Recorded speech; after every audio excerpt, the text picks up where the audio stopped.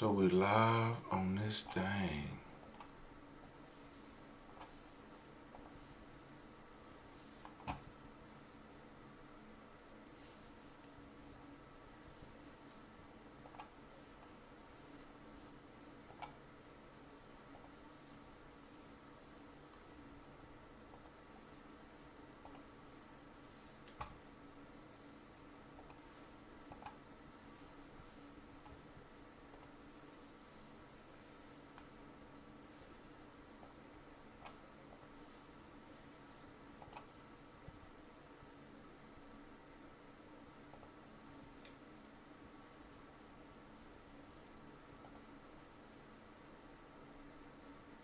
We live on TikTok.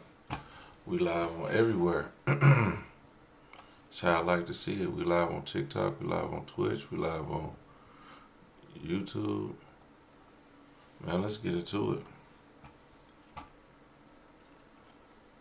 It took us a while to get here, but we finally here, big dog. We finally here.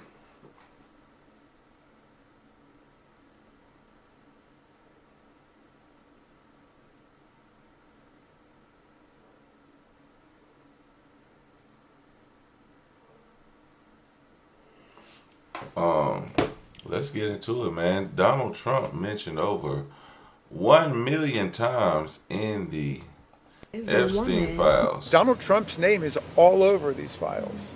All over it. Monday was a big day for lawmakers investigating Jeffrey Epstein because it was the first time that they could view the unredacted Department of Justice Jeffrey Epstein files. And they filed into this building behind me throughout the day to take a look for themselves with their own eyes what these documents have to say. There's no way that somebody is running a $1 billion global child sex trafficking and abuse ring for more than a decade, and there are only 2 people committing crimes. Members came out with a lot of mixed reviews.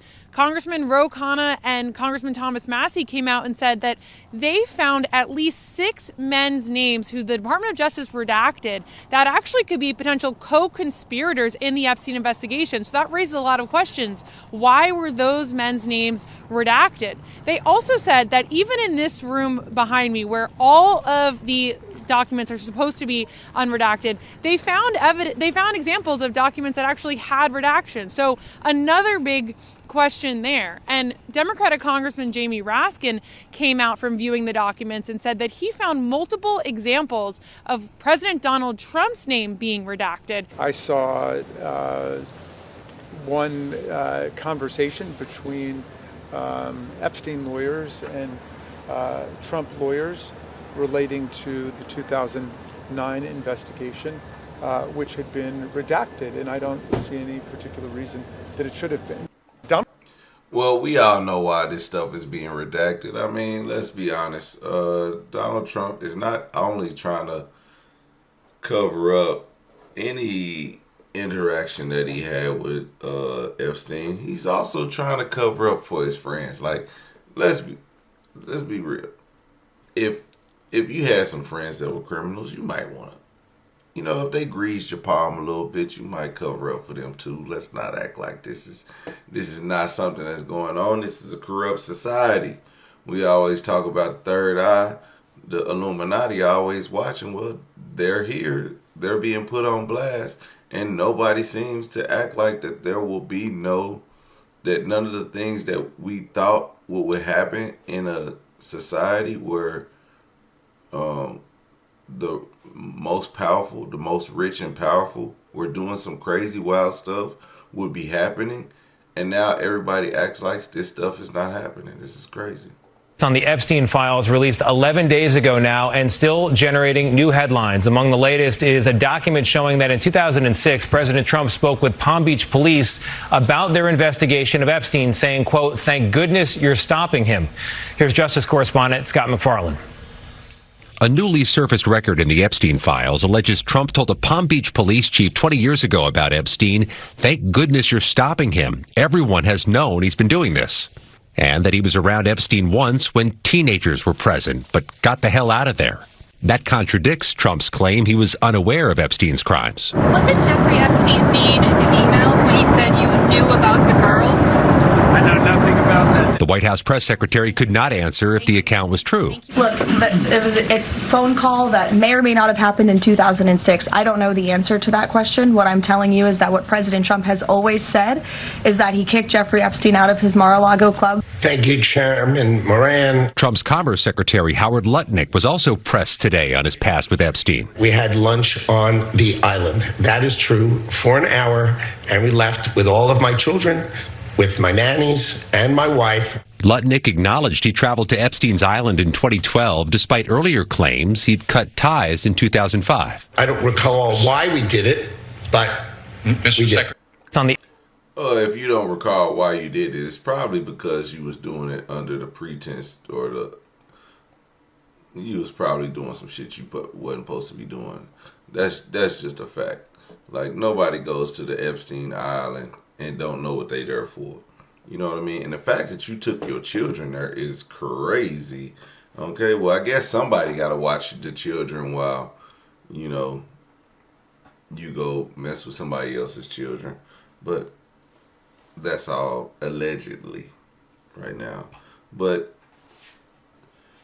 for the press secretary was not around in 2006 to hear the phone conversation between Donald Trump and Epstein, or the lawyers, and so she's going to only say what Donald Trump says. She's like the lawyer, the spokesperson for Donald Trump, and the lawyers for Donald Trump is saying, deny, deny, deny. So just keep denying. If you continue to deny that there's any involvement, then you have there's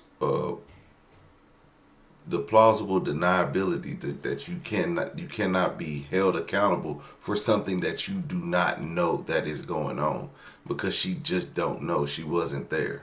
The United States government is engaged in an active cover-up of the largest trafficking scandal and influence peddling scandal in the history of the United States, and Donald Trump is right at the center of it.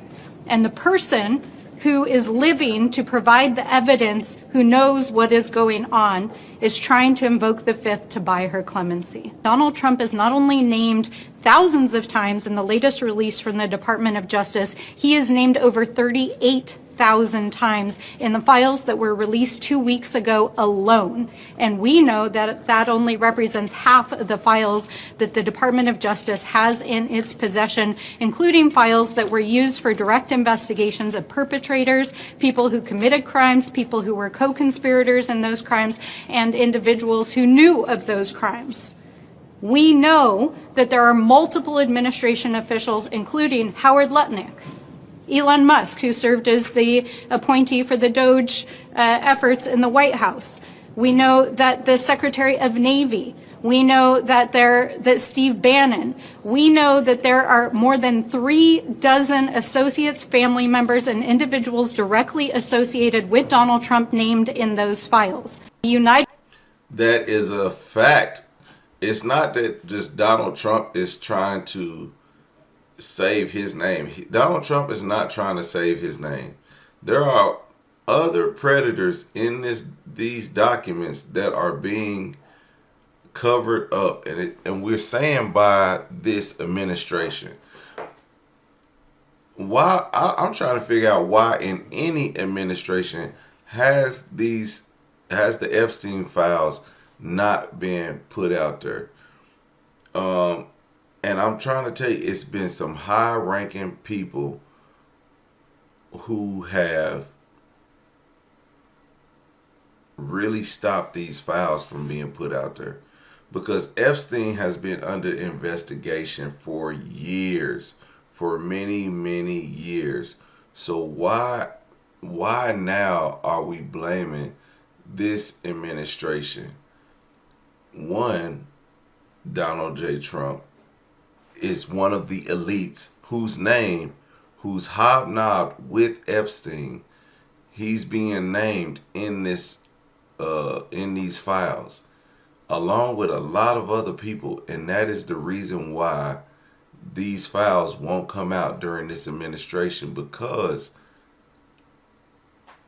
the President of the United States is one of the elites who is who has been named in these files. So, like, nobody said nothing about George Bush. Nobody has said anything about George Bush. They said something about Bill Clinton, but nothing about George Bush. So do you understand what I'm saying? It's like, it's not a Republican thing. It's a sick person pedophile thing. It's not a Republican Democrat thing. It's a sick pedophile thing. And these files need to be put out, and the people who have committed crimes, even if they come close to guilt, somebody needs to be held accountable for something. And they're giving Ghislaine Maxwell, they're giving her immunity, and she's not speaking. Or if she has spoken, she's not telling everything. She knows everything. She's a sick person, and she's being let off because they're trying to protect the knowledge that she has for some reason. We went through the hearing as relates to the Clintons. I said, listen, we know that Donald Trump's name is mentioned more. And what is your message to President Trump in that case? Same thing. We're going to be on his ass. I mean, you know, it is so, I don't really know where we are in this country. Why are we even having this conversation? The United States is falling apart right now, partially because he's going out and randomly allowing for the killings of people in the middle of the street. But the other part of it is that we have a 34-count convicted felon, and there are people that are still shielding him from any type of accountability as it relates to a child sex trafficking ring. It is time to take the blinders off. Like, I don't understand why we are pretending like any of this is normal.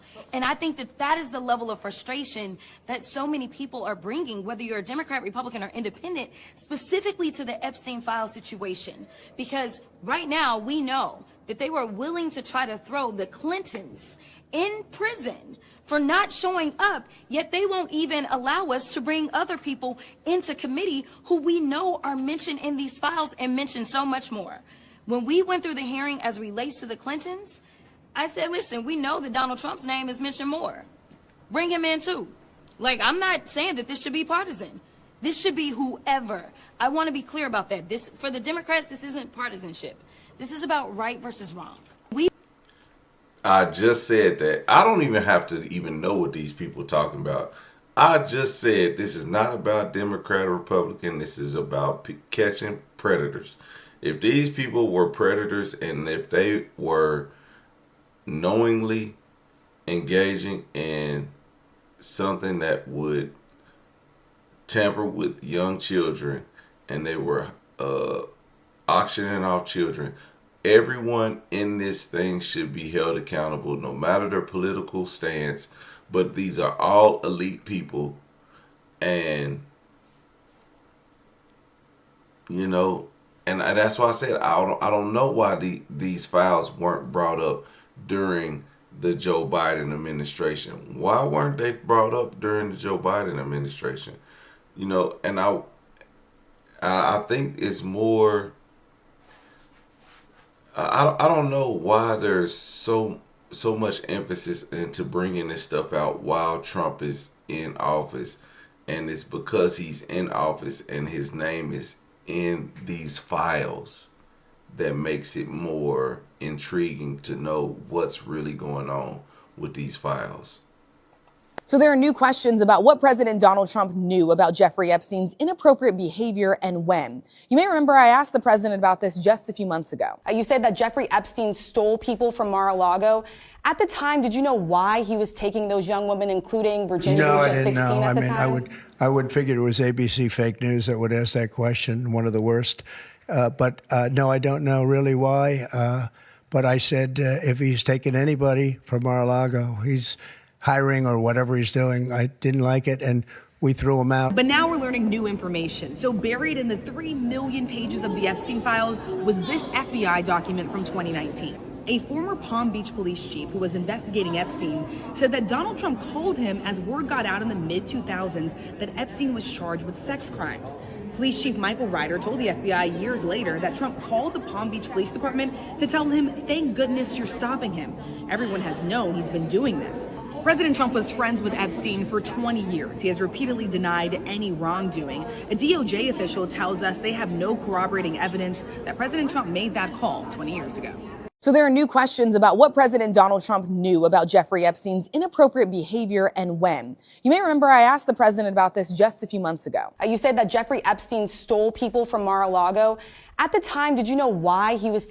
The Epstein files could possibly bring down a British Prime Minister. Why do you think that it's hardly politically hurting an American president? Well, I think it's important to note that right now the Congress is controlled by Donald Trump's allies. And our Speaker of this House preferred to keep the House of Representatives shut for more than 40 days so that we could not advance the Epstein Files Transparency Act. He is being actively shielded by members of his own party, whereas in other countries, including the UK, members of parliament are demanding accountability. And that is why our plea is to the American people. Yeah, so that's what I'm saying. It's who have been named in these files, and I think it's one of the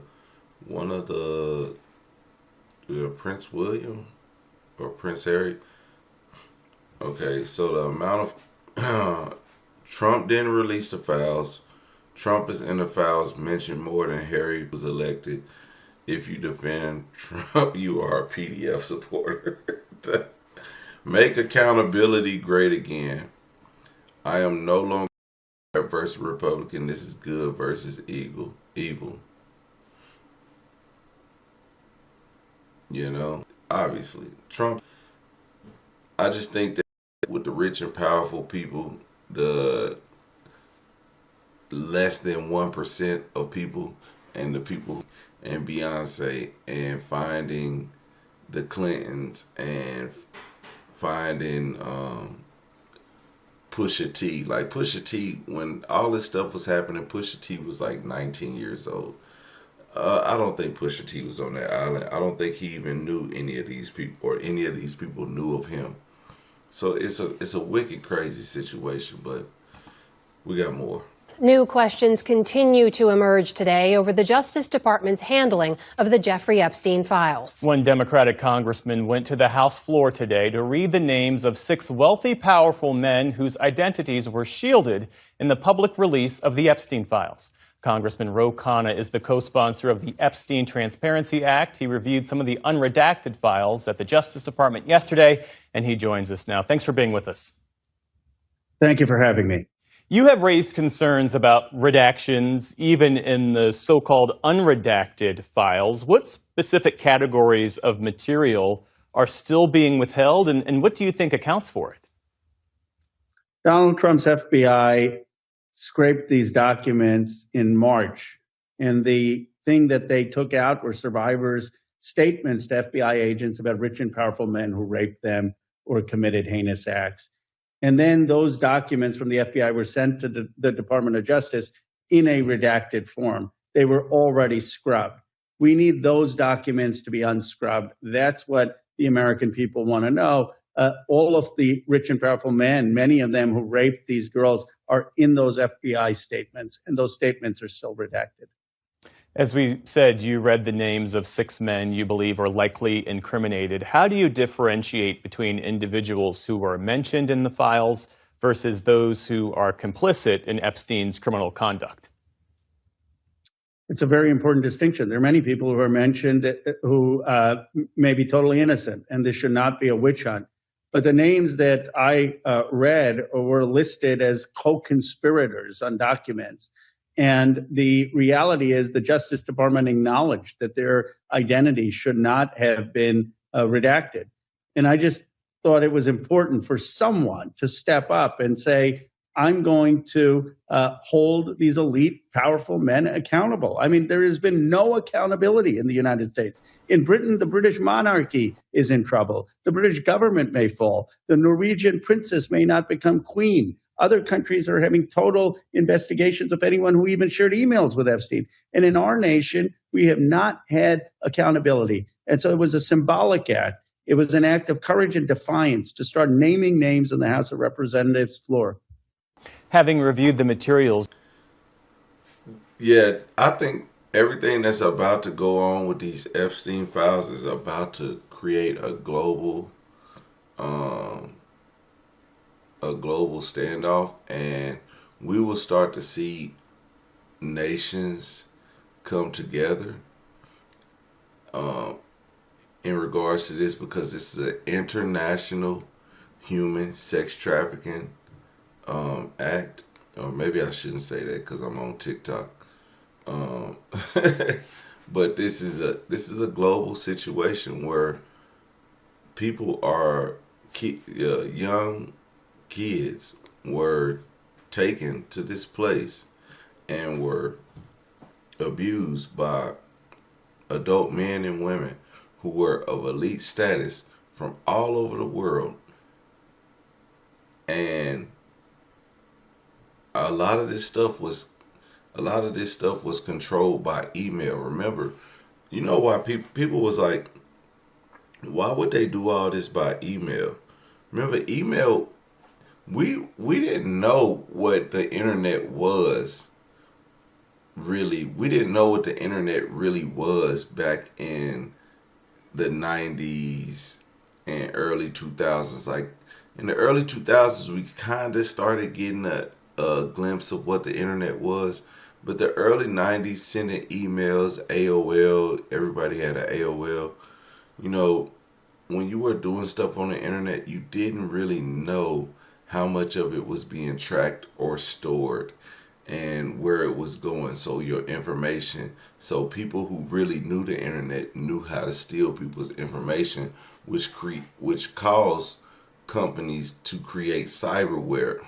And when creating cyberware, that created um, clouds. So people started creating these clouds to where they could store data in case of a breach and things, got out there, that they can kind of close up everything without losing all of their files.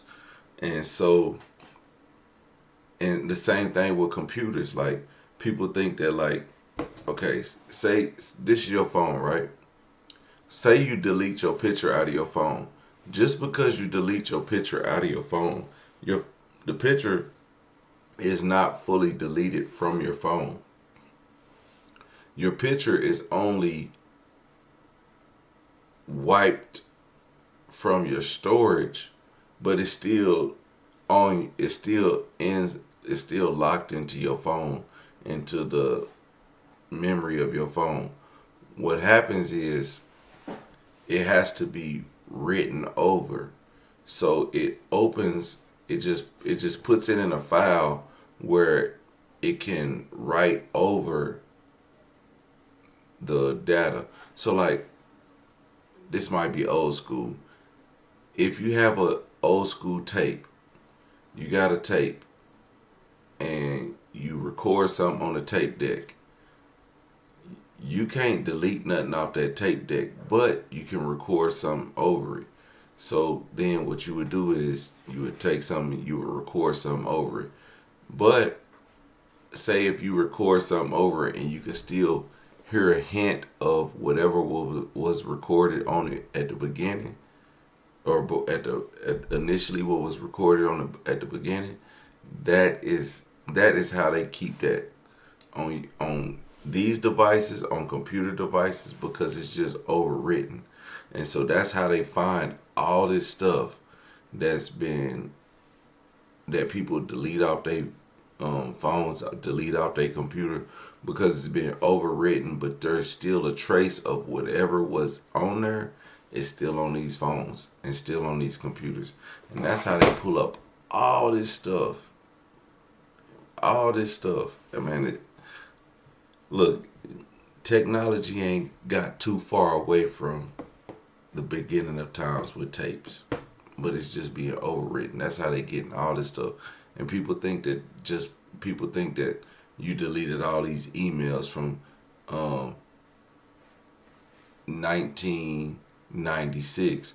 Well, if you haven't stored a lot of footage on your computer since then, that information is still in your computer and it has yet to be overwritten, because an email is only like 1 MB, or one 1 kilobyte. Like, it's so small, one email. So it'll take so much to cover up that one email. You can keep millions of emails. It'll take you about maybe 10,000 videos to cover up 1 million emails. Do you now believe there's enough evidence for the Trump Justice Department to bring charges or at least open new investigations? You did visit Epstein's Island, needs to be investigated under oath. They need to be asked some basic questions. What did you see? What did you know? Did you rape underage girls or see other people rape underage girls?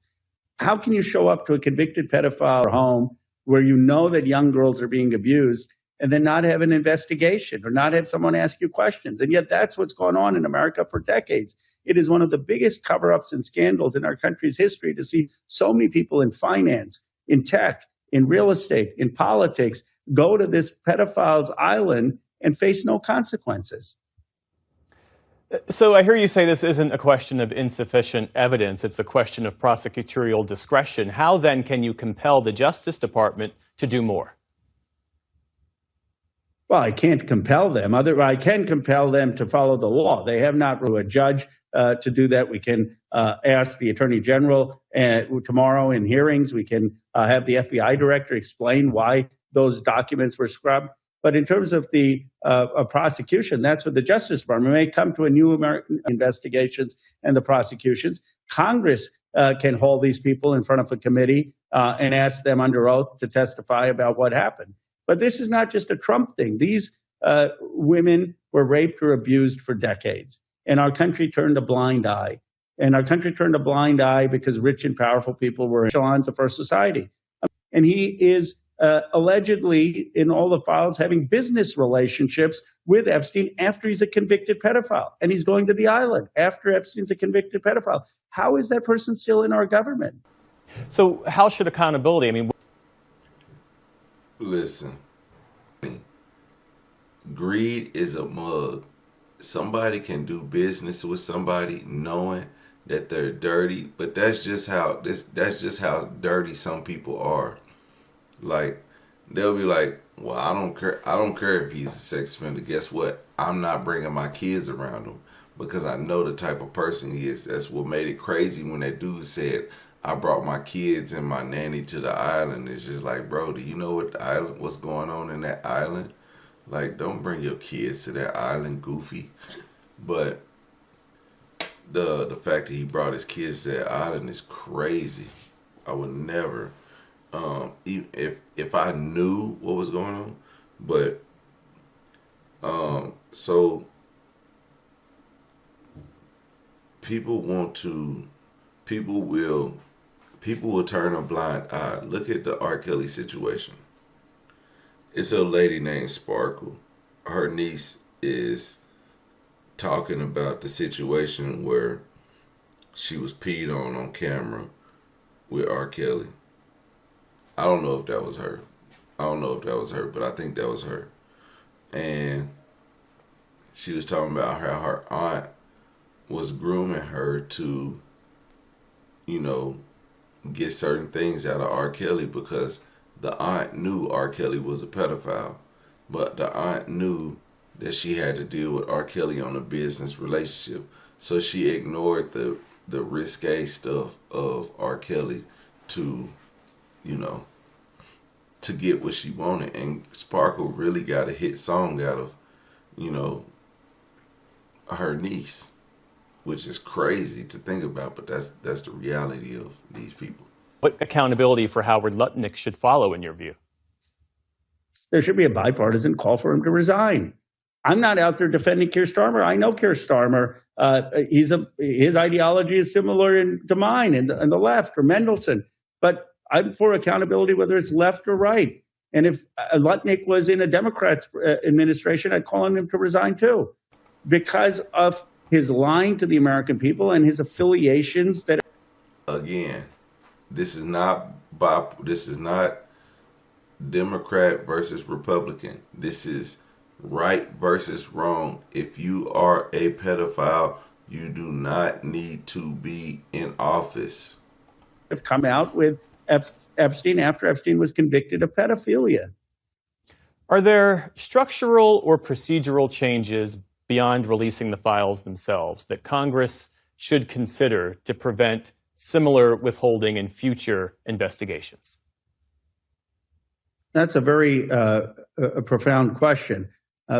First, we need to make sure that there is a transparency at the Justice Department, that when you have allegations or complaints about pedophilia, that they're acted upon. This all could have been prevented, much of it, if Maria Farmer's complaint to the FBI in 1996 had been acted upon. But there was no urgency in the FBI or justice to take action. So this needs to be a priority, sex crimes and crimes against children for the FBI and Justice Department. Second, there needs to be clarity in America that we don't protect the rich and powerful to be above the law. And that's why we need accountability now, because we just kind of move on, as the president says, then the message to rich and powerful people is you can get away with it. And the message to every other American is that there are two tiers of justice. And if you're a working class girl seeing that, you're going to be scared about coming forward. Congressman Ro Khanna, a Democrat from California, thanks for your time this evening. Thank you. You led people to believe that you had cut off all contact with Jeffrey Epstein after the 2005 encounter you and your wife had in his apartment. But as I'm sure you know, the Epstein files show a very different record of interaction. Why did the Epstein files show you coordinating a meeting and planning a visit with Jeffrey Epstein on his private island in December 2012? Thank you for the question. I'm glad to be here to make it clear that I met Jeffrey Epstein when I moved to a house next door to him in New York, right? And I met him then. Over the next 14 years, I met him 2 other times that I can recall, 2 times. And that is none for 6 years. So 6 years later, I met him. And then a year and a half after that, I met him, and never again. Probably the total, and you've seen all of these documents, of these millions and millions of documents, there may be 10 emails connecting me with him, probably about 10 emails connecting me with him over a 14-year period. I did not have any relationship with him. I barely had anything to do with that person. Okay? Secretary Lutnick, I think you understand the root of concern here. It's the way you described very emphatically your first encounter with him in his apartment, said you were disgusted, would never have any contact with him again. Did you in fact make the visit to Jeffrey Epstein's private island? I did have lunch with him as I was on a boat going across on a family vacation. My wife was with me, as were my 4 children and nannies. I had another couple they were there as well with their children, and we had lunch on the island. That is true, for an hour, and we left with all of my children, with my nannies and my wife, all together. We were on family vacation. We were not apart. To suggest there was anything untoward about that in 2012, I don't recall why we did it, but Mr. Secretary, again, as I said, there's not an indication that you yourself engaged in any wrongdoing with Jeffrey Epstein. It's the fact that you believe that you misled the country and the Congress based on your earlier statements, suggesting that you cut off all contact when in fact you had not. When you visited the private island, did you see anything inappropriate during that visit? The only thing I saw with my wife and my children and the other couple and their children was staff who worked for Mr. Epstein on that island. And you realize that, you know, this visit took place after he'd been convicted, right? I mean, you made a very big point of saying that you sensed that this was a bad person in 2005. And then, of course, in 2008, he was convicted of soliciting prostitution of a minor. And yet you went and had this trip and other interactions. Did you have a dinner in Epstein's New York City home in 2011? No. So the information that suggests that there was a dinner with Woody Allen and Woody Allen's spouse at the Epstein residence, that's there's nothing to that. Is that right? I actually don't know what you're referring to. There was, look, I looked through the millions of documents for my name, just like everybody else. Yeah. And what I found was there was a document that says that I had a meeting with him on in May, I think, for an hour at 5 o'clock. Okay. Not dinner or otherwise, for an hour at 5 o'clock. All right. There's also a reference to the fact that Epstein had expressed an interest in meeting your nanny. Do you know whether Jeffrey Epstein ever met with your nanny? No, I saw that. I had no idea what that was about. It had nothing to do with me. No as far as I interaction know. with him on there? No, as far as I know, no. Would you, Mr. Secretary, be willing to ensure that the file is complete to share with this committee and the Congress your own records, any records you have that relate to Jeffrey Epstein? I will surely talk about that. I hadn't thought about that. I have nothing to hide. Absolutely nothing. You led people to believe that the Epstein files released. Yo, this is the guy that brought his kids and his nanny to the damn island.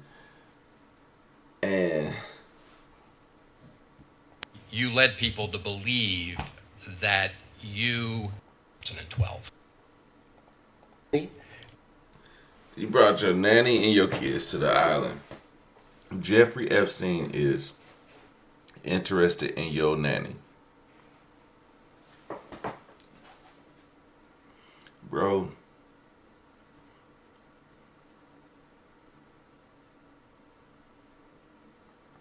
I know a liar when I see one.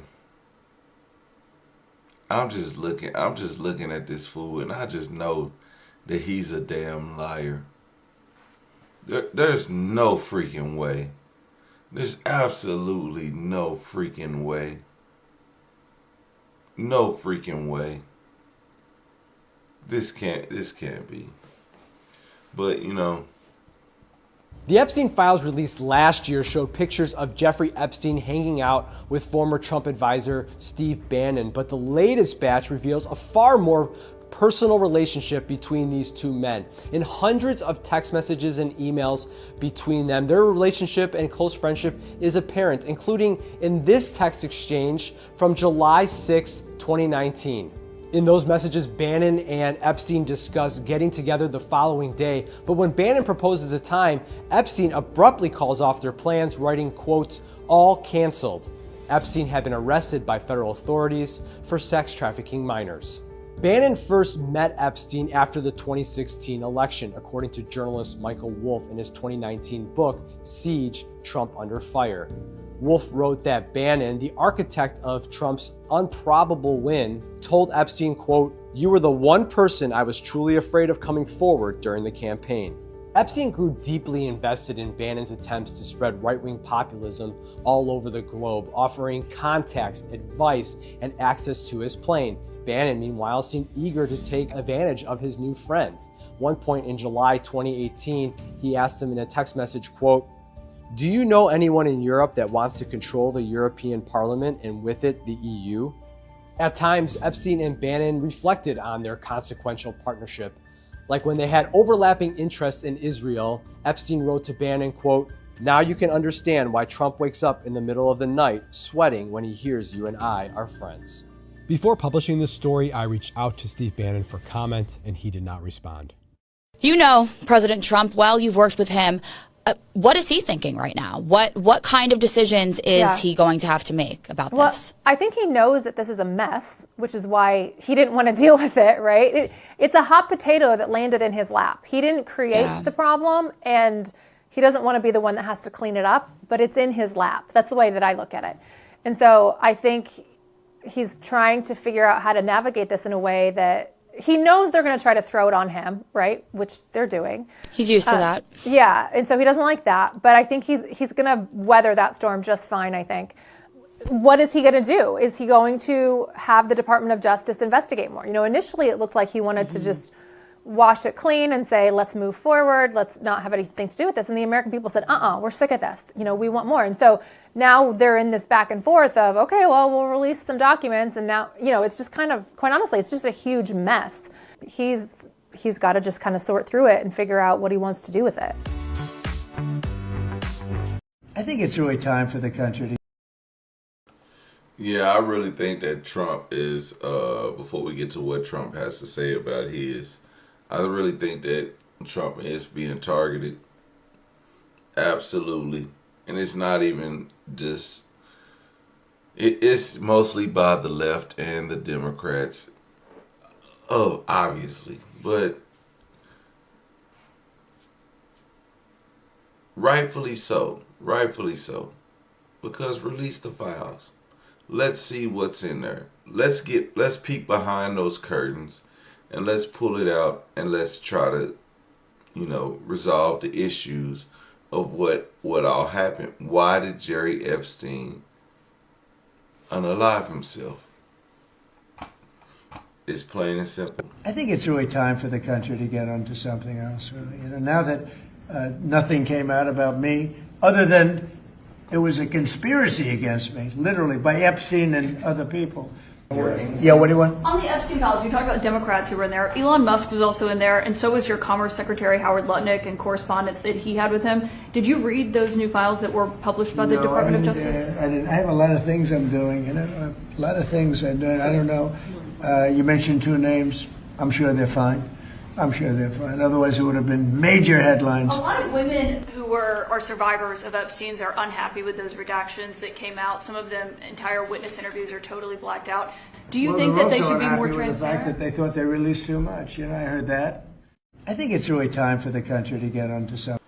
No one has said they released too many files. The only people who said they released too many files are the ones who are guilty that they released too many files. Secretary Lutnick today was testifying on the Hill, and he said that he had visited Epstein's Island in 2012 with his wife and children, and that's after he said that he had cut ties with Epstein.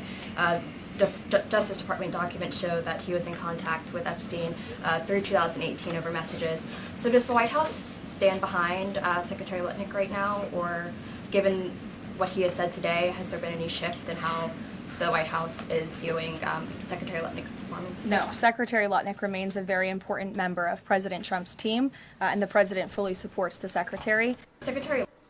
Surround yourself by people who know your biggest secrets, and you also have something on them, so no one can tell on each other. Lutnick today was. To the other news tonight, there are new developments in the Jeffrey Epstein case, new questions about what President Trump knew about Epstein's sex crimes and when. And the president's Commerce Secretary, Howard Lutnick, who said he broke ties with Epstein in 2005, calling him, quote, gross. But Lutnick admitted today he was on Epstein's private island years later and after Epstein was convicted. Here's Mary Bruce. Tonight, new questions about what President Trump knew about Jeffrey Epstein's criminal behavior and when. In an FBI document from 2019, a former Palm Beach police chief says Trump was one of the first calls he received when word got out in the mid-2000s that Epstein was being investigated for sex crimes. The police chief, Michael Ryder, telling the FBI in that phone call Trump told him Epstein's behavior was widely known. The FBI stating Donald Trump told Ryder that he threw Epstein out of his club. Trump called the Palm Beach Police Department to tell him, thank goodness you're stopping him. Everyone has known he's been doing this. The report adds Trump told Reiter that he was around Epstein once when teenagers were present, and Trump got the hell out of there. Trump, who was friends with Epstein for over a decade, has repeatedly said he knew nothing at the time about Epstein's crimes. He insists he broke off their relationship when he learned Epstein was luring away young female staffers who worked at Mar-a-Lago, but that he didn't know why. I don't know really why, but I said if he's taking anybody from Mar-a-Lago, he's hiring or whatever he's doing, I didn't like it, and we threw him out. Meanwhile, on Capitol Hill today, one of Trump's top officials grilled about his own dealings with Epstein. Did you lie to the American people about your interactions with Epstein? Commerce Secretary Howard Lutnick had said he'd distanced himself from Epstein in 2005, even calling him gross on a podcast last fall. So I was never in the room with him socially, for business, or for even philanthropy. If that guy was there, I wasn't going because he's gross. But today, under oath, Lutnick admitted he had lunch with Epstein on his private island in 2012 after Epstein was convicted of sex crimes. I did have lunch with him as I was on a boat going across on a family vacation. My wife was with me, as were my 4 children and nannies. We were on family vacation. We were not apart. To suggest there was anything untoward about that in 2012, I don't recall why we did it, but Mr. Secretary, I mean, you made a very big point of saying that you sensed that this was a bad person in 2005. And then, of course, in 2008, he was convicted of soliciting prostitution of a minor. And yet you went and had this trip and other interactions. The White House tonight standing by Lutnick, even as Democrats and at least one Republican are calling for the Commerce Secretary to step down. It comes as more salacious details emerge from the FBI documents, including this email from 2014 showing Epstein asking his longtime pilot to obtain cameras for Epstein's Florida house. Writing, "Let's get 3 motion-detected hidden cameras that record." His pilot replying, "Already 2 purchased. It's amazing how small they are. I'm installing them into Kleenex boxes now. I'll bring them by later today." And David, on the issue of Epstein's co-conspirator, Ghislaine Maxwell, who 24 hours ago pleaded the 5th, her lawyer saying, Yo, these people are despicable. See, Epstein knew that he knew he was going to get something on everyone. So he had to get something on everyone. So he had to get the camera footage. Look at this lady. Look at this lady. Let's see what they say. She will answer questions, but only if granted clemency. And tonight, the White House still not. She wants clemency. Girl, you serving the rest of your life behind bars. Are you for real? Yeah, clemency. You don't get to die. What? What? You want to be free? You want to go and do what? Just because she's gonna find another rich guy, someone who's going to excuse her pedophilia, who is probably also a rich person who's okay with pedophilia, and live a perfectly normal life, so to say, but they're going to be full of pedophilia. Just because you got caught don't mean you healed. She not healed. President Trump is mentioned more than 1,000 times in the newly released documents, reflecting a long-standing social and business connection between the 2 men. Previous document releases indicated Trump was listed as a passenger on Epstein's jet 8 times between 1993 and 1998. And now, the newly released documents include uncorroborated claims about Donald Trump. The White House, responding to the Miami Herald, referred to a statement on the DOJ website denying any credibility in the accusations against the president. Several other high-profile men are in the documents, including Peter Thiel, who in one of several emails was revealed to write, "That was fun. See you in 3 weeks." The context of the email exchange is unclear. Bill Gates shows up in an email written by Epstein, where Epstein claims Gates contracted an STD from a, quote, Russian girl and sought antibiotics to hide it from his wife. A spokesperson for Gates called the claims absurd and completely false. Contrary to what he said publicly, New York real estate mogul Andrew Farkas co-owned a marina with Epstein, located near Epstein's Island, and the two exchanged affectionate and crude emails. The documents reveal Farkas himself also stayed on Epstein's private island.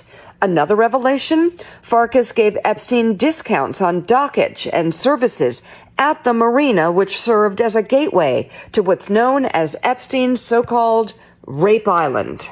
Billionaire Richard Branson shows up in the files too, hosting Epstein twice and exchanging friendly emails in 2013, joking about Epstein's harem and giving him advice about rehabilitating his image after Epstein's sex offender conviction. New York Giants co-owner Steve Tisch shows up hundreds of times in this latest tranche of Epstein-related files, mostly in 2013 emails where Epstein is proposing women for Tisch to meet, sending photos and bios. In one exchange, Tisch asks if a woman he met at Epstein's home is a, quote, working girl, and Epstein replies, NWVER. Then asks for Tisch's phone number, saying he doesn't like, quote, records of these conversations. Later, Epstein tells Tisch, you did well, and that the woman wants to see a play, but is freaked out about his age. In a statement, Tisch wrote in part that he did not take Epstein up on any of his invitations and never went to his island. The UK's Prince Andrew is shown in never-before-seen photos on a floor on all fours with an unidentified female, along with more exchanges with Epstein, arranging dinners and offering meetings with women. And another where Andrew invites Epstein to come here to BP, referring to Buckingham Palace. Many men whose names are in the documents had publicly and vehemently distanced themselves from the predator, but who are shown to have had seemingly friendly contact with Epstein. That includes a number of men in Donald Trump's orbit and his administration. Elon Musk had said in 2019 that Epstein tried repeatedly to get me to visit his island. I declined. Yet, according to the newly released emails from 2012, he asked, are you coming by helicopter? Probably just Tallulah and me. What day/night will be the wildest party on your island? Musk has denied attending that party, nor ever visiting the island.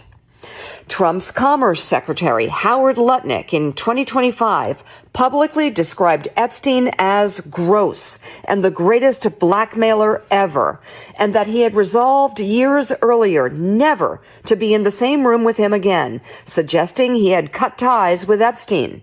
But according to the newly released documents, Lutnick arranged and carried out a private lunch with Epstein and his family on Epstein's private island. And Trump's newly nominated pick for chair of the Federal Reserve appears to have been invited to one of Epstein's social events.